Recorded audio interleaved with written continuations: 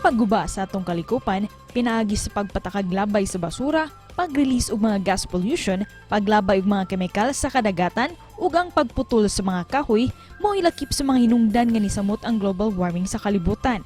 Ang gingong excessive global warming miresulta sa pagkadaot sa atong panglawas, grabing pagbaha, pagdahili sa yuta ug uban pa. Kumika niini atong hinabion ang usa ka eksperto nga maghatag kanato kasayuran kung unsa ang mga pamaagi aron nga maminusan ang negatibong epekto niini hilabi na dinhi sa Pilipinas. Sayran usab kanato kung unsa kita kaandam kun ugaling masinati nato ang kakawangon sa pagkaon, ilimnon ug uban pa mga basic needs kung ugaling masinati nato ang grabing epekto sa global warming dinhi kanato.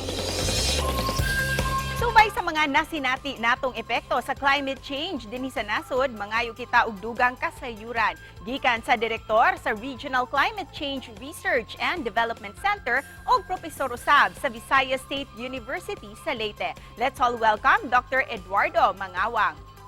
Maayong buntag, Dr. Ed, ug welcome dinhi sa GMA Regional TV Live, sir. Maayong buntag sa Dr. Ed, first of all, atong hisgutan no for the sake sa ato ang mga viewers, unsa kining global warming ug unsa kining climate change ug unsa pud ang mga epekto niini kanato? Actually, ang global warming usa ni ka normal nga sitwasyon no na gikan sa sun makakuha ta og gamay nga porsyento sa init na musod sa earth through the atmosphere. Ang problema nato karon ang excessive global warming nga giingon nila kay ang init nga kinahanglan nato dili na angay nga para sa atong normal nga sitwasyon or kinabuhi diri sa planet Earth. Nagsugod di sa period sa industrialization sa world, no? Particularly kaning mga nasod nga giingon nila na first world country or developed countries, no? Tungod sa ilang industrialized operations, nakaproduce silang pollution, particularly kanang giingon nato nga greenhouse gases.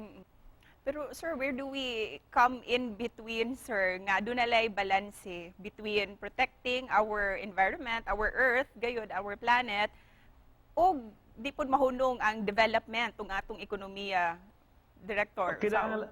Kinahanglan balance yun.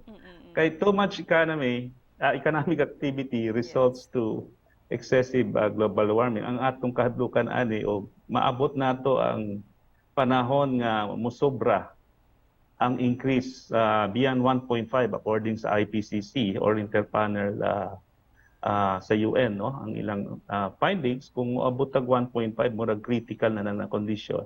With that, Director, unsay mga sugyot ninyo ilabi na sa ato ang mga LGUs, unsa ang mga laka nga angay himuon ilabi na din sa ato ang mga kaigsuonan sa Eastern Visayas? Ang mga universidad, particularly ang giingon nato na state college and universities, dako ang ilang matabang to support or to help the local government units establish resilience, do things for mitigation of climate change. How prepared ang ato ang nasod, sir, sa grabing epekto sa climate change? Murag, dili pa ko kaayo convinced, no? Sa climate actions that our government is doing. Medyo hinay kaayong lihok. Kinahanglan pagyud nato og push. And with that, sir, before we end this interview, unsay mensahe ninyo para sa ato ang mga viewers aron sila usab makapangandam ug makatabang usab nga masumpo kining climate change? Ang kada usa nato siguro magtinabangay. We just don't, I've said, dili lang ta mosigig sulti, we really have to do things. Kay og dili ang atong nasod, ang atong planet Earth is really becoming endangered. Daghang salamat kaayo kaninyo, Dr. Ed, sa pagpaambit sa inyong kahibaw ug oras karong buntaga, sir. Daghang salamat.